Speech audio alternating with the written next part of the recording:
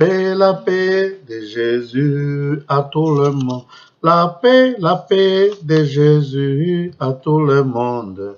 La paix de Jésus, tout le monde. La paix de Jésus à tout le monde. La paix de Jésus-Christ à tout le monde. La paix de Jésus, tout le monde. La paix de Jésus, tout le monde. La paix de Jésus pour tout le monde. La paix de Jésus, tout le monde. La paix de Jésus à tout le monde. La paix de Jésus-Christ à tout le monde. Je vais chanter la paix de Jésus pour tout le monde. La paix de Jésus, tout le monde. Je vais chanter la paix de Jésus pour tout le monde. La paix de Jésus-Christ, tout le monde. Je vais chanter la paix de Jésus pour tout le monde. La paix de Jésus, tout le monde. Je vais chanter la paix de Jésus pour tout le monde. La paix de Jésus-Christ, tout le monde. La paix de Jésus à tout le monde. La paix de Jésus, tout le monde. La paix de Jésus pour tout le monde. La paix de Jésus, tout le monde. Je vais chanter la paix de Jésus pour tout le monde. La paix de Jésus, tout le monde. La paix de Jésus, tout le monde. La paix de Jésus à tout le monde. La paix de Jésus, tout le monde. La paix de Jésus à tout le monde. La paix de Jésus, tout le monde. La paix de Jésus à tout le monde. La paix de Jésus, tout le monde. La paix de Jésus à tout le monde. Et de Jésus-Christ, tout le monde. Tout le monde le dit. Nous sommes à la fin de temps, mais il faut faire la part des choses. Il y a la fin de temps parce qu'il y a plusieurs temps qu'on peut appeler autrement. Il y a plusieurs périodes. Comme par exemple on dit la fin du temps de l'Église, la fin du temps d'Israël, la fin du temps du règne de tel roi, ainsi de suite. Alors ici, il faudrait savoir qu'il y a la fin de temps et il y a aussi la fin du monde. Comme nous attendons l'avènement du Christ qui détermine la fin du temps de l'Église. Parce que le temps de l'Église a commencé avec la crucifixion du Christ sur la croix. Parce que c'est là qu'il a vaincu la mort. Parce que l'Église a vaincu la mort. C'est lui qui est la tête de l'Église. Et nous sommes le corps de l'Église. Nous sommes les membres du corps de l'Église. C'est nous qui composons l'Église. C'est nous qui composons le corps de Jésus. Lui qui en est la tête, le premier-né d'entre les morts. Oui, Jésus a laissé son trône de gloire dans le ciel et est descendu sur la terre pour nos péchés. Il a accepté de souffrir sa passion et de mourir sur une croix ignoble pour nous donner la vie éternelle. C'est là qu'il a dit, Père, pardonne-leur, car ils ne savent pas ce qu'ils font. Il a payé le prix de nos péchés. Il a payé le prix de nos péchés. C'est-à-dire nous qui étions des pécheurs, nous qui ne connaissions pas Dieu, nous qui marchions sans droite ni gauche, nous qui marchions dans le désordre, comme dans la jungle. Alors lui qui est saint, le saint des saints, il a accepté de porter le corps humain, de venir souffrir sur la terre et de mourir sur une croix pour que nous puissions être libérés. C'est-à-dire, il a pris notre place dans la chair pour que nous puissions avoir une place dans le ciel. Nous qui avons un commencement et qui avons une fin. La naissance, c'est notre commencement et la mort, c'est notre fin. Alors lui, il nous a élevés au niveau de la vie éternelle. Nous qui avons un commencement, il nous a élevés au niveau de la vie éternelle. Il nous a pris en lui. lui qui est l'olivier original, et nous qui sommes ses branches greffées en lui. Nous portons la sève, le sang original, le sang de Jésus qui n'a pas de péché, le sang de Jésus qui ne vient pas de ce monde.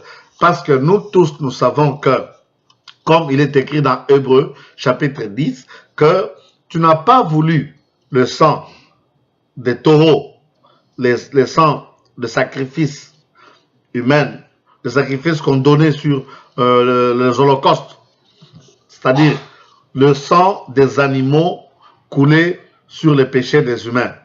Alors, la conscience humaine était toujours souillée. Les mêmes choses se répétaient chaque année. Alors, il est venu pour abolir une fois de plus, une fois pour toutes, afin que nous puissions être établis dans le lieu céleste, dans la vie réelle. Nous avons la vie terrestre, il nous a donné la vie céleste. Nous avons la vie charnelle, et il nous a donné la vie spirituelle. Il était mort sur la croix, il a pris notre péché, il a pris nos maladies, nos problèmes, nos infirmités, et il est mort. Alors il est ressuscité le troisième jour, pour nous donner la vie éternelle. C'est-à-dire, quand nous croyons qu'il a payé le prix de nos péchés, c'est-à-dire qu'il est mort à notre place, il a souffert à notre place pour que nous ayons sa place, pour que nous puissions vivre comme des gens qui n'ont jamais péché. C'est-à-dire, il a payé pour nous, et nous nous sommes quittes, et son sang nous a purifiés. Et nous avons maintenant la vie éternelle. Nous ne mourrons jamais. La chair ira à la terre et l'esprit ira à son créateur. Maintenant, le temps de l'évangile, c'est le temps où nous, moi et toi, nous tous, nous sommes obligés. Ce n'est pas quelque chose que l'on nous supplie. C'est une obligation. C'est un commandement. Il nous a été donné le commandement d'aller partout dans le monde entier, de prêcher l'évangile du royaume des cieux, de prêcher la mort et la résurrection de Jésus, qui est le fondement du christianisme. C'est ça la fondation de l'Église, qui est le corps du Christ. Prêcher l'évangile du royaume des cieux. Mais partout où nous passons, nous voyons des gens qui sont passionnés de prêcher la parole. Quelle parole? Ils prêchent l'évangile de prospérité.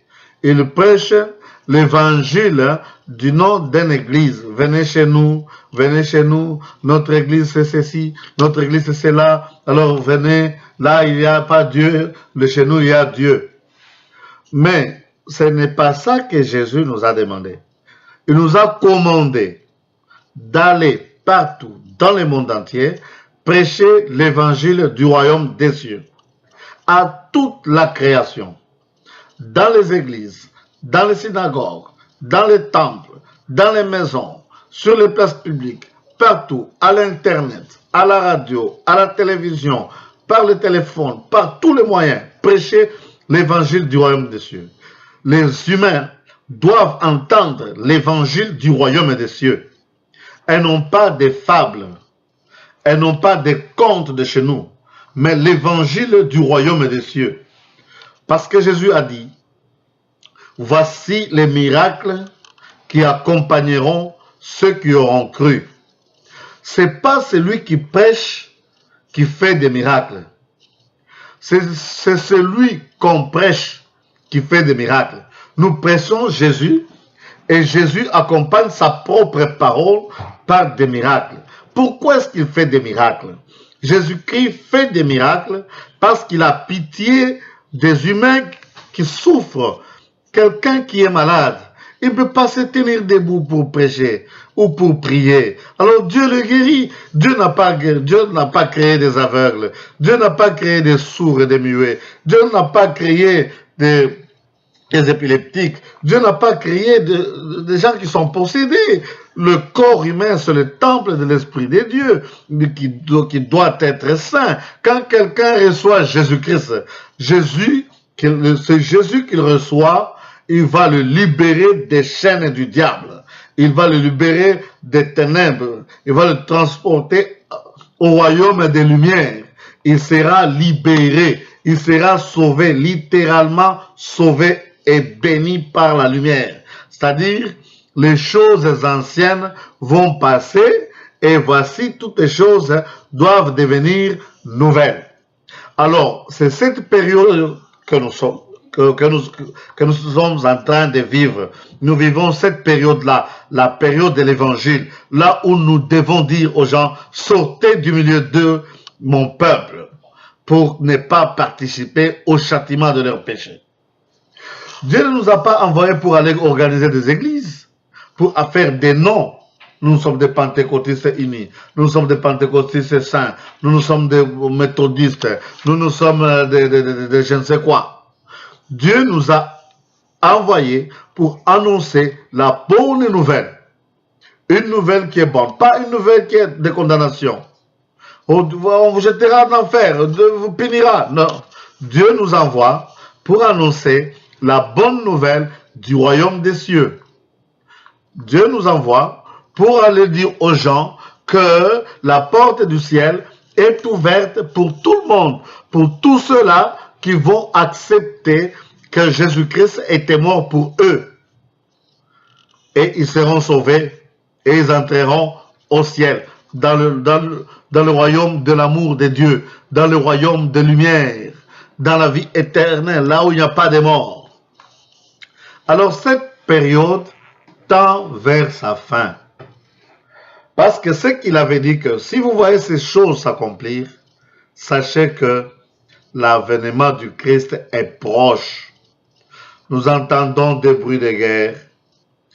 Il y a des famines par-ci par-là. Il y a des soulèvements par-ci par-là. En divers lieux dans ce monde. Il y a des inondations, des tremblements de terre. La peur est en train de gagner le monde entier.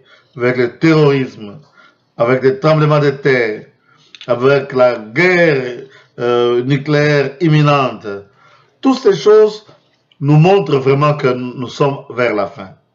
Alors, il faudrait que les enfants de Dieu se mettent debout, qu'ils annoncent l'évangile du royaume des cieux, qu'ils cessent de faire ce qu'ils sont en train de faire, qu'ils abandonnent leurs églises, qu'ils abandonnent leurs dénominations, qu'ils se mettent debout pour aller annoncer l'évangile du royaume des cieux.